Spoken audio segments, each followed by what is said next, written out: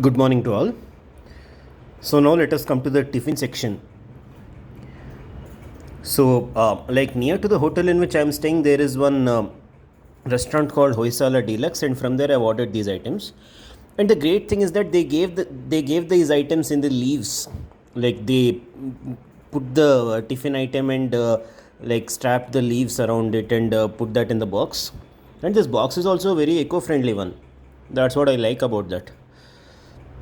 And chutney they gave in a separate leaf, and kurma and sambar they gave in different plastic dabbas. And I've ordered even a set dosa, which is one of the famous dishes in Karnataka. So I truly feel that I can eat items in this way, like in an eco-friendly way, instead of eating it in a the ways in which whatever people usually eat. So I admire their initiative. Thank you, everyone.